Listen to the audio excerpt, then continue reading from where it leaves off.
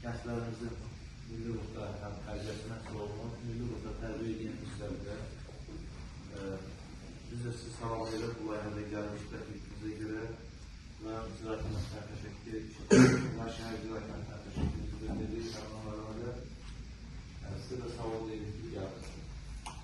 İlk növbədə müasir dövrdə milli ruhda tərbiyənin problemləri ümumiyyətlə çoxdur. Yəni, aramızda tələb olanlar da çoxdur. Nə qədər tələb olanlar aramızda?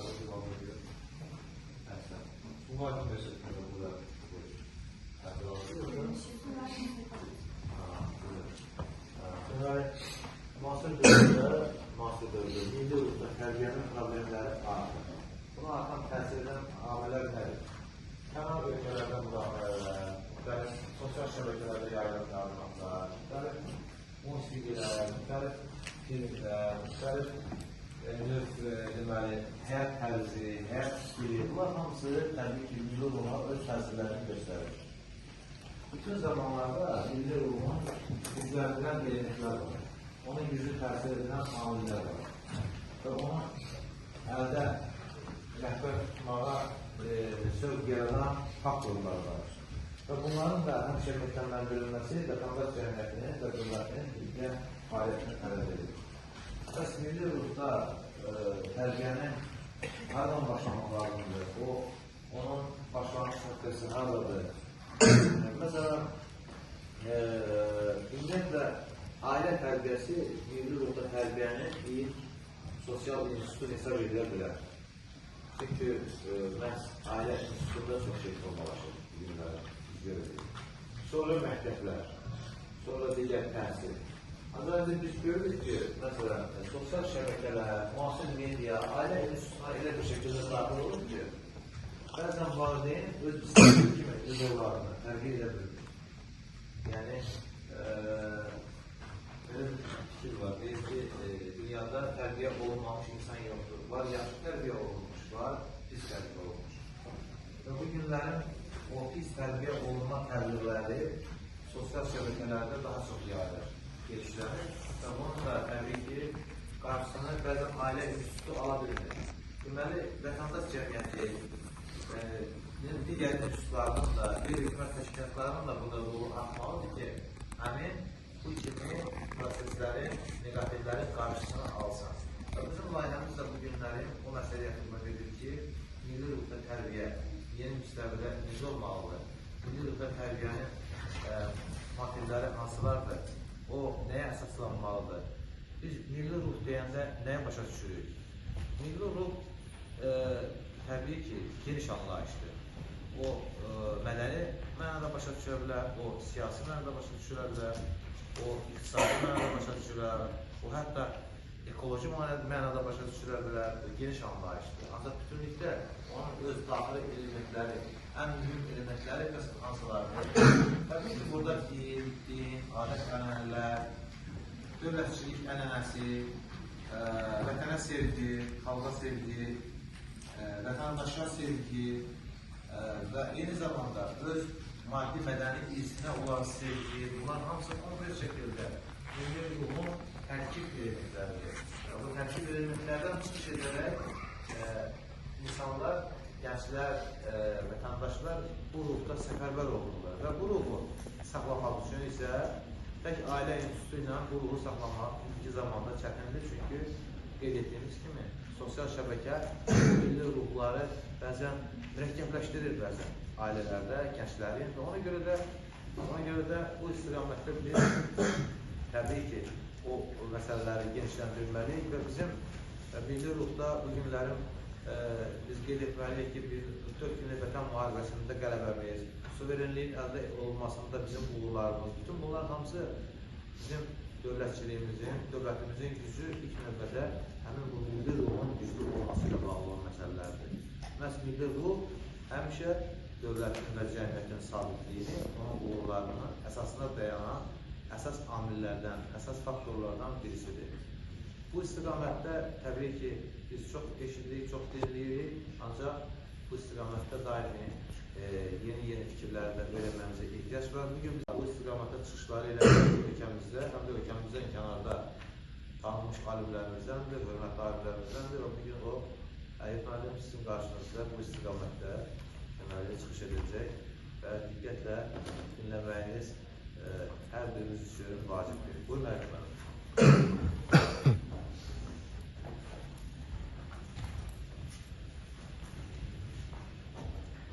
Mən də hamınızı salamlayıram və bu tədbir iştirakçılarına, eyni zamanda bu tədbiri təşkil edənlərə, həmçinin bu yeri ayırıb və içində olan dinləyicilər hamısına dərin təşəkkürüm bildirirəm.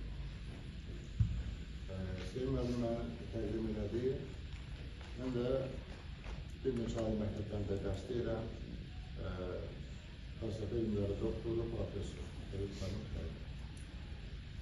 Bugün bu mövzu həmi ziyanlarımızı düşünürəm mövzudur. Həm də hesab edirəm ki,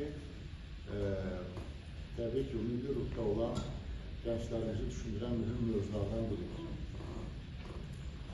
Bu nöqteyi nəzərdən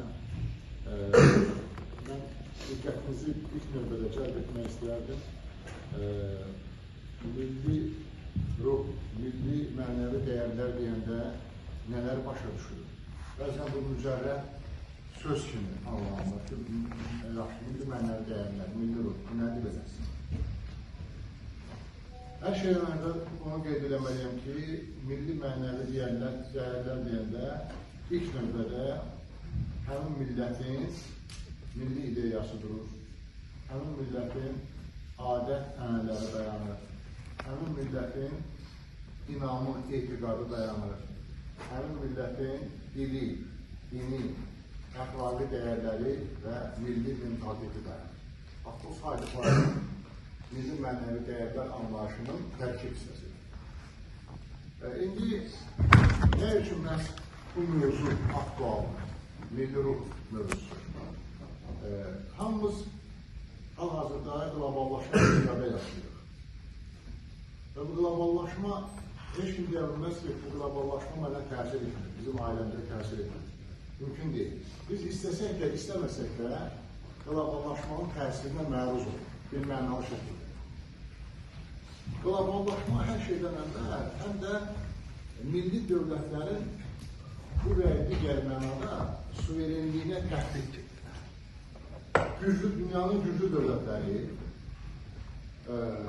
onlar strategiya hazırlayırlar və bu strategiyada milli dövlətlər, bizim kimi dövlətlər daha çox xidmətçi rolunda çıxış etməlidir. Asanlıqla gəlsinlər, istənilən təbii sərvətlərə nail olsunlar və ölkədə də istənilən qayda-qanun yaratmağa cəhd göstərsinlər. Amma milli ruh olanda, milli mənəvi dəyərlərə sadiqlik olanda, vətənpərvərlik olanda, istər-istəməz onda müqavimət olur, milli müqavimət olur. Tutaq ki, sizin hər biriniz şəhəriniz tələbəsiniz, gələcəkdə nazir vəzifəsindəsiniz, xaricdə layihələr təqdim edirlər ki, baxsana bu qədər qrant layihəsi alırlar. 3 milyon, 5 milyon. Amma sən də ilk baxışda fikirləşirsən ki, dövlətlər ölkəmizə pul gəlir və bol çəkiyyə kilsinlər. Amma hər bir layihənin içində xarici layihələrdən söhbət verir, bu milli layihədir. Onların içərisində mütləq onların məqsəd olur. Məqsəd də nədir? Məsəl üçün, mən təhsil sahəsində islahatlara vaxtilə o qrant layihələrinin çox böyük təsir olur. Sonradan bəlli olub ki, həmən o verilən pulların arxasında məqsəd başqadır. Nədir məqsəd? Milli mənəvi dəyərlər aşılayan, milli ruh aşılayan fənlərin sıradan çıxarılması. Bu fənlər lazımdır. Ondan sonra milləti milli ideya ətrafında birləşdirən, milli kimlik formalaşdıran bu kimi fənləri aradan çıxartmaq lazımdır. Niyə? Kosmopolit insanlar yetişdirmək lazımdır. Dünya vətəndir, onların prinsipi budur. Dünya vətəndir. Harada istəyirəm gedib yaşayıram, Eyni zamanda da mənə biraz artıq pul versinlər, kimə deyirsən güllə atım, kimə deyirsən ona qarşı fəaliyyət göstərir. Bax, dünyanın güc mərkəzləri bunu formalaşdırmaq istəyir. Bu yolda da müqavimət və millətin özünün dəyərlərini qoruyub saxlaması, milli ruhunu qoruyub saxlaması kontekstində ən mühüm məsələ, ən mühüm hədəf bir millət olaraq milli suverenliyimizi saxlamaq istəyiriksə, təbii ki, milli ruhumuzu, milli mənəvi dəyərlərimizi bacardıqca qoruyub saxlamalıyıq. Müəyyən dərəcədə həmən qloballaşmaya müqavimət göstərməliyik. Məsəl bax, qloballaşma müəlliflərindən birisinin adını çəkim. Deməli, Yapon mənşəli alimdir, hazırda Amerikada mühazirələr olur. Kitabın adı belədir, Tarixin sonu axırıncı insan, Fukuyama, adı Fukuyamadır. Orada nə yazır? Orada yazır ki, qloballaşma getməlidir və dünyada çox dövlətə ehtiyac yoxdur. Bir güc dövləti olmalıdır, digərləri də ona tabi olmalıdır. Və güc dövlətləri sırasında da bu görür Amerikanı. Və bəşəriyyətin inkişafını, sivilizasiyanın inkişafını Amerika dəyərləri ilə sona yetdiyini bildirir. Kitabın adı belədir. Dediyim kimi, tarixin sonu axırıncı insan. Yəni, tarix sona bilir. Amerika dəyərləri ilə, Amerika liberal demokratik dəyərləri ilə tarix sona bilir. Ona görə biz hamımız onu qəbul etməliyik və o istiqamətdə getməliyik. Amerikan da bu xoşuna gəlir, təbii ki, bunu maraqlarına xidmət edir. Gətirdilər Yaponiyadan deyə oradan mühacir. Eyni zamanda həm də gənclərimizin milli mənəvi dəyərlərimizə, vətənpərvərlik tərbiyəsinə böyük töhfələr verir. Mən bir daha qonaqlarımızı Sumqayıt şəhərində salamlayıram. Vahiyyə uğurlar arzulayıram sözlərində. Sözü sizə verirəm. Mən də üzrü isə verərəm. Tədbirə gedəcəm ona görə. Bizim gənclərimiz buradadır. Sizi göstərdiyindən verir. Maraqlı dinləyəcəklər. Sağ olun. Təşəkkür ederim. Sağ olun. Qarabağda olmayan gənclərimiz nə qədər vətənpərvərlik ruhunda tərbiyə olublar, milli mənəvi dəyərlərə bağlı ruhunda tərbiyə olublar ki, onlar bu müharibədə böyük şücaət, qəhrəmanlıq göstərdilər.